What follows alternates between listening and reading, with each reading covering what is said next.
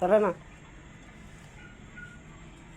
Ako po yung magpapakain ng aking mga alaga ngayon, mga kaubayan. Ganito po ang gawain ko tuwing umaga.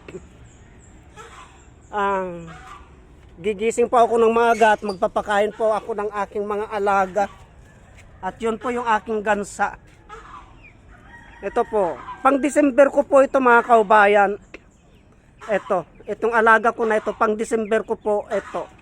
At yan pong pinapakain ko tuwing umaga. Yan na si ganso ko. O, halika na. Halika na, gansoy. Magpakain na tayo. Yan po. Yan po, babawgan ko ng pagkain ito, mga kaubayan. Pang December ko po ito. Eksakto po ito, malaki na sa December yan. May kakatayin na po ako. Hindi na po ako bibili ng manok. Eksakto na po yan, yung 6 na piraso na yan na pang December, mga kaubayan. Pagkatapos ko pong mabigyan ng pagkain yan at ng inumin, doon naman po ako sa may gansa ko. Yan, yung kainan ng pato ko naman ito.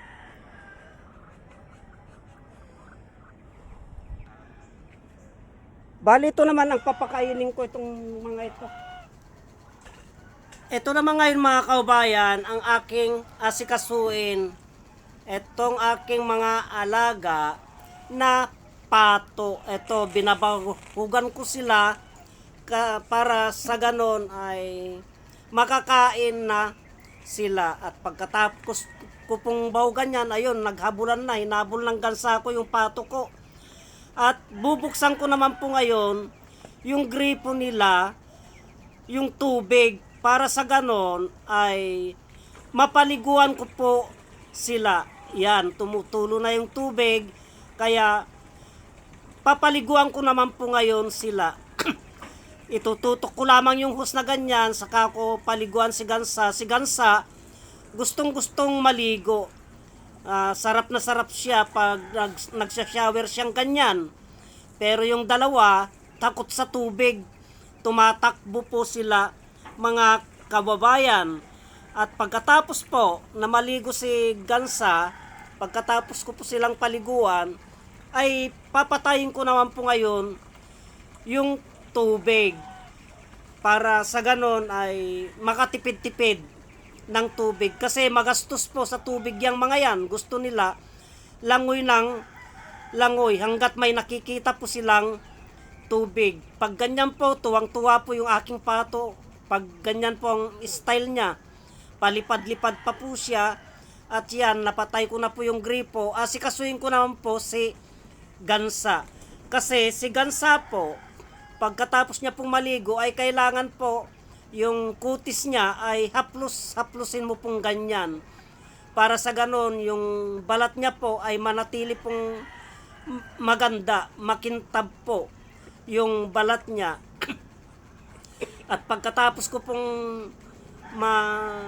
mamasa-masahe na ganyan si gansoy, ay kukunin ko naman po yung wax niya at lalagyan ko po ng pampadulas yung katawan niya.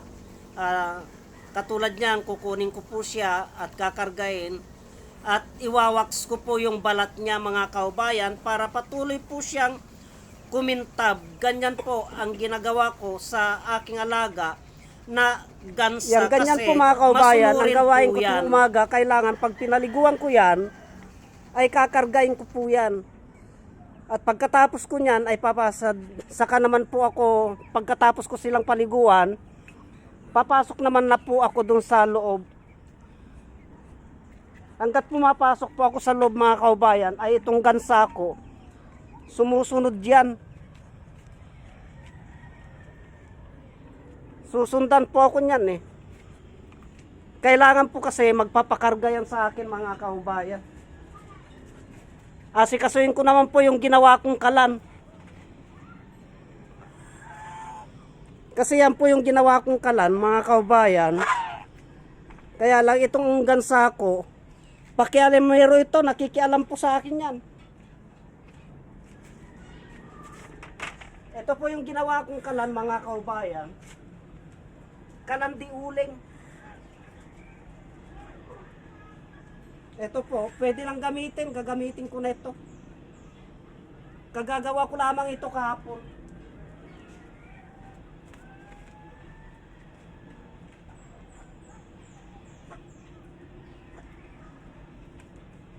So may kalan na akong paglulutuan mga kaubayan. Nadiuling, nakakatipid na po ako sa gas niyan. Kasi ang mahal po ng gas.